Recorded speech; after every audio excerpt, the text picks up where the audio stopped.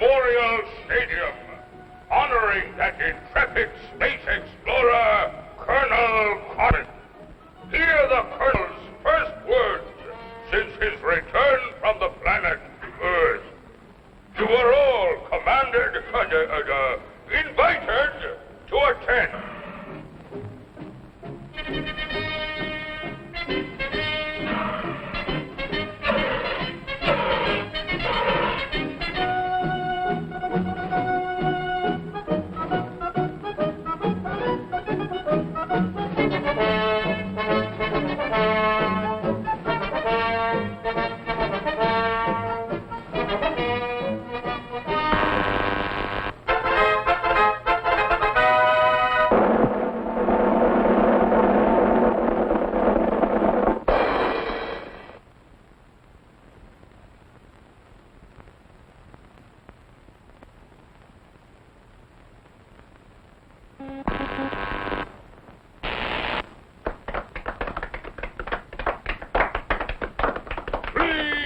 Please, thank you for this unsolicited testimonial.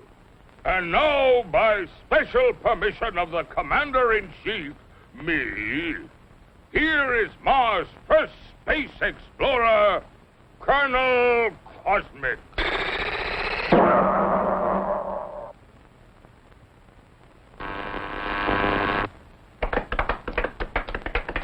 I can't tell you how happy I am to see your smiling faces once more. First, let me say that this trip was made possible only by our dauntless chief, Og the Magnificent, introducer of Og Power, which runs most of our industry, and inventor of Og Speed, which doubles the original Og Power. A short time ago, the master was having trouble with the state limousine. He had, of course, developed the explosive charge. But it was inclined to get a little out of hand, just slightly. And, of course, there was always the problem of friction. Parts rubbing together, heating up, and causing all sorts of trouble.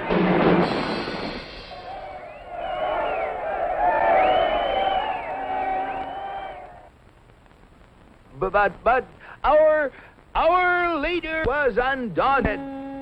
He immediately ordered our first expedition into space to bring back the secret of how other planets got their state limousines to run smoothly. The target was picked with painstaking scientific accuracy. Destination, Earth. You all know with what eagerness I volunteered for the mission, and with what confidence I took off.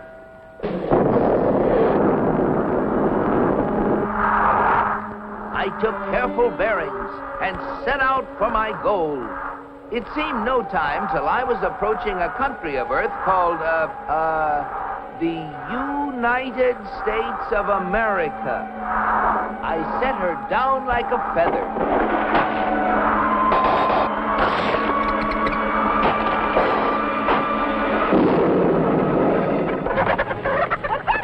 What's all the racket? Naturally, I protected government property by making the saucer invisible. They're after the chickens, Ma! And though the natives showed great interest in me, I decided to make myself invisible, too. Seeing moving lights in the distance, I headed for them. What phenomenal luck! I had landed close to what seemed to be an endless procession of state limousines. They moved quickly, and yet with fantastic smoothness. I just had to get a closer look at one of those Earthmobiles.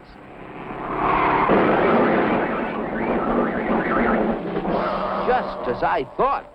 Not only smooth and efficient, but powerful as well. I watched them for hours. Great Ganymede, they were superb. I just couldn't help comparing them with ours, if you call that a comparison. Surely these vehicles must be the property of the highest officials. I was wrong. It seems that almost everybody in this country has one of those, they call them automobiles. They use them for transportation, for business, for pleasure. They use them for all sorts of things. I found that these vehicles gather at places called service stations, where they are fed, lubricated, that's how they beat friction, and given the finest care. The source of their nourishment was something called petroleum. A power source like that must be a highly prized state secret. I had to find out about it. Perhaps the secret lay within this government archives building. It was heavily guarded, but casting discretion to the winds, I walked boldly inside. Their code was remarkably easy to break. They merely substituted the word oil for petroleum. And I soon got hold of a veritable mine of classified information. I began to assimilate the material. I soon found out that though petroleum products are easily found anywhere, petroleum itself is a very elusive substance. Experts have to search for it constantly in all the most likely and unlikely places with all kinds of scientific devices. When they figure they found a good spot, they drill a hole in the ground called an oil well, for almost all oil lies far beneath the surface of the earth. These wells go down thousands of feet and cost a lot of money to drill. But that's no guarantee that they're going to find oil. Matter of fact, in exploratory drilling, only 1 well in 9 finds any oil at all. Only 1 in 44 recovers enough oil to pay for itself. And only 1 in almost 1,000 makes a major discovery. Pretty big odds. Yet America's proved reserves, the oil supplies still underground, have kept increasing steadily. I couldn't imagine how this ever-increasing supply of oil was achieved until I found out that there's not just 1, but thousands of oil companies, all competing with each other to discover and develop new sources of oil. For believe it or not, in the USA, anyone who is willing to risk it can drill for oil. But oil discovery is only part of the story. Once they get oil out of the ground, it has to be moved through pipelines, on ships, or in tank cars to fantastic processing plants called refineries. Crude oil goes in, and great Jupiter, the things that come out. Gasoline, for example, the most efficient mobile power source on Earth. That was the stuff that powered all those cars and trucks. And asphalt, which makes smooth, durable roads. It seems that oil not only runs cars, it even gives them something to run on. Another oil product is the diesel fuel, which runs giant trains across the nation. In winter, fuel oil made from petroleum brings warmth and comfort to millions of homes. And still other fuels help defend America's shores and skies. From refineries also come the lubricating oils and greases that keep the wheels turning in America. But that still isn't all. Crude oil, like everything else, is made up of billions of tiny molecules.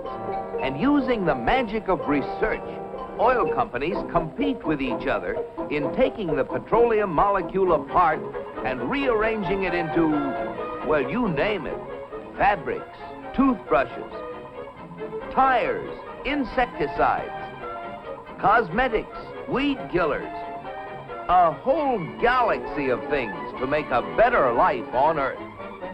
And you know, it isn't just oil companies that try to outdo each other, competing for the customer's dollar. The same story is true of almost every successful business enterprise in America. The result? A higher standard of living in the USA than in any other country on the whole planet. At last, the secret was mine. And now, to get proof of my discovery, smuggled past the border guards. In spite of my infinite precautions, one of them became suspicious and gave the alarm. Come back for the eggs, did you? Yeah, Pa! And so, with the fond farewells of the natives ringing in my ears, I took off once again for Mars. My landing was a little bumpy, but I saved my precious cargo. Yes, I brought the secrets back with me, and here they are. The big secret is, of course, oil, which has brought a better life to all the people in the USA. But the key to making oil work for everybody is competition. Fellow Martians, I thank you. Very interesting, Colonel. Oil, huh? Sounds splendid. But that, what was it? Competition. Not our kind of thing at all. Why, competition is downright un-Martian. Oil? We'll have oil for everybody. That's what we need. Oh, boy, oil!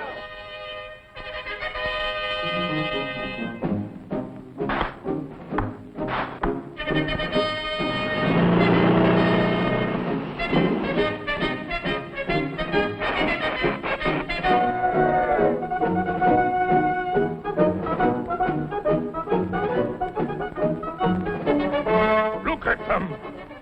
You know what this means, Cosmic? You bet I do, Og. It means that you're through. So why don't you get lost? Yes, the real secret is not only a great source of energy, but also the freedom to make it work for everybody. And if you have both of these things, any goal is possible. It's Destination Unlimited.